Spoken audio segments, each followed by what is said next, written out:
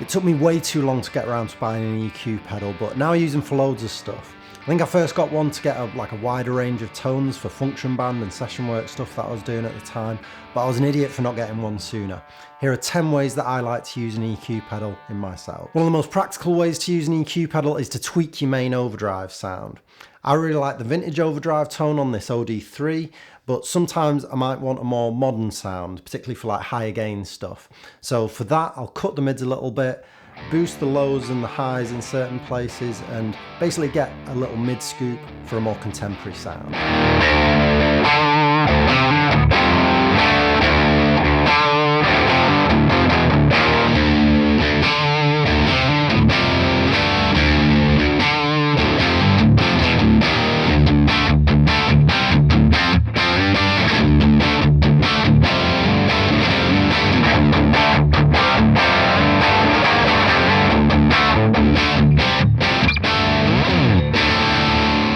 Two, you can set the EQ pedal so that it makes one overdrive pedal emulate the sound of others. I did a whole video on this where I tried emulating a load of different classic overdrive pedals. It was pretty interesting. If you want to check that out, I'll put a link above. But here's that setup emulating the classic mid-focused overdrive sound of an Ibanez Tubescreamer.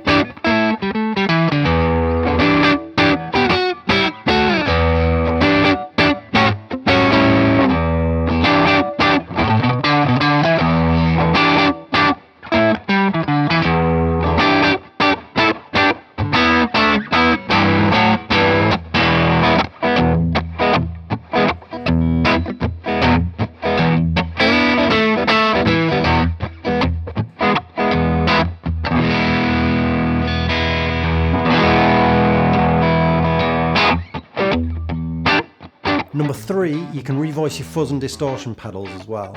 This seems to be particularly popular with like fuzz pedals, where they often have quite a mid scoop that often lets them kind of fall victim to getting lost in a busy mix if you're not careful. So I'm going to try and get this big muff to sound a bit more forward and direct by cutting the lows and highs a little bit whilst boosting the mids.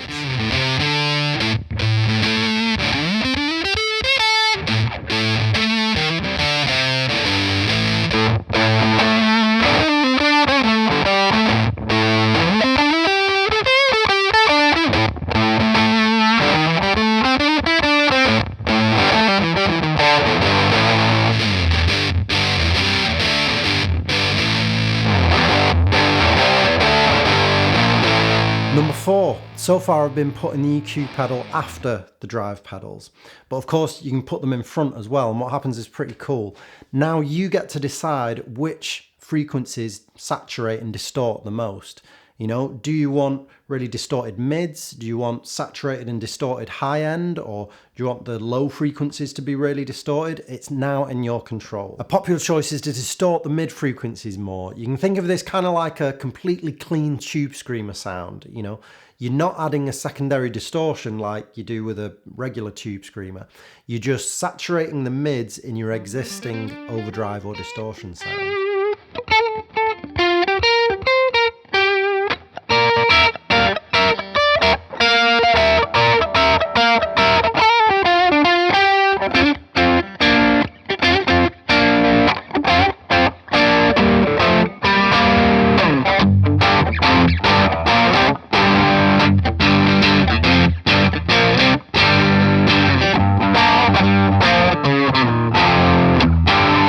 Five is how you can use an EQ pedal to make it sound almost like you're playing a completely different guitar.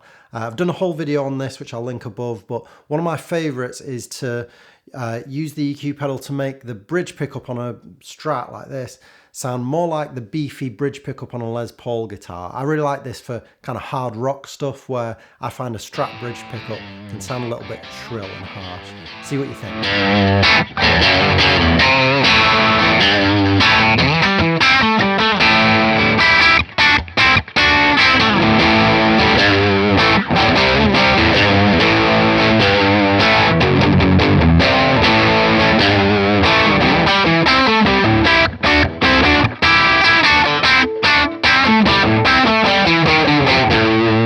Jaguar has what most people call a Strangle switch, which is really just a mid-cut switch.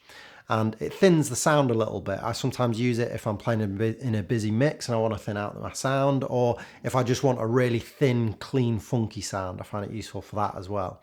And wouldn't it be kind of cool if you could get that effect on a pedal so that you can use it with any guitar?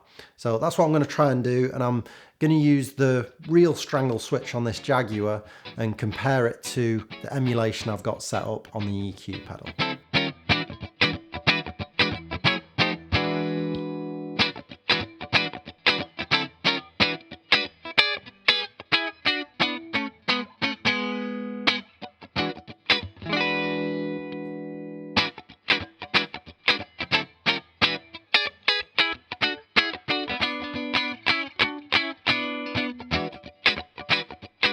Number 7 is to use your EQ pedal kind of like a master volume and tone control for your entire setup.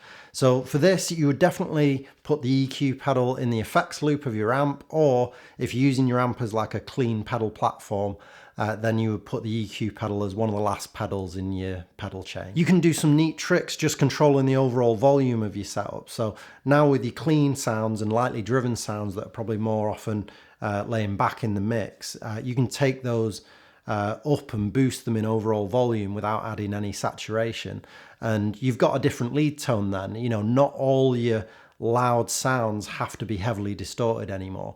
And similarly, if you have your distorted sounds that are normally really loud, you can let them sit back in the mix and give the vocalist their space. You know, it's really nice to have that control of the overall volume. If you've got the EQ pedal in an effects loop of your amp, then you can actually reduce the overall volume so much that you create a kind of an attenuator for your amp. So you can drive up the volume of your amplifier, but take down the overall volume using the EQ pedal volume control.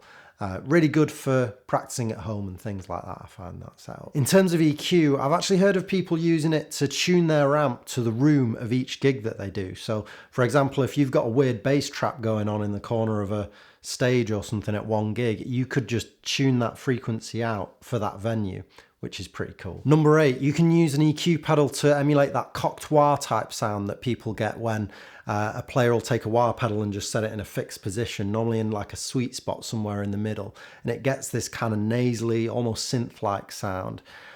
You can use a similar setting as well to emulate the sound of an old radio speaker or something for a really lo-fi sound, which I think is quite cool.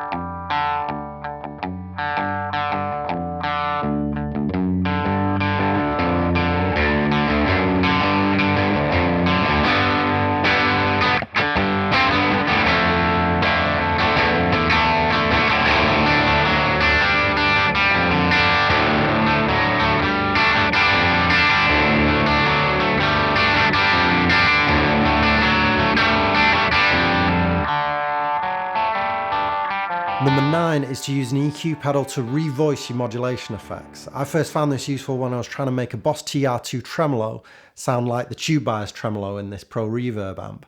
I found that all it needed is just a little volume boost and a little boost in the bass, and then it was pretty much indistinguishable to a really nice tube tremolo. So you could use an EQ pedal in all sorts of ways with modulation. You could use it to tame the volume of a modulation effect that's too loud or too quiet.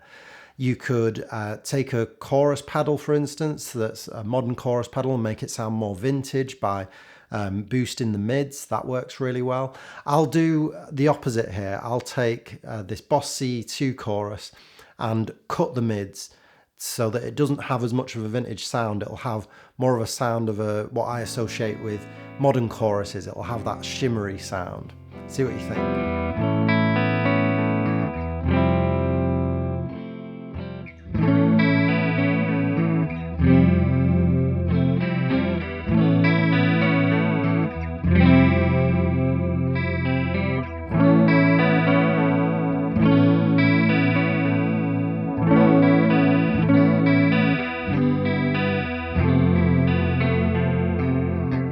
10, one of my favourite pedals to send into self-oscillation is EQ pedals, because bringing up different frequencies creates different pitches.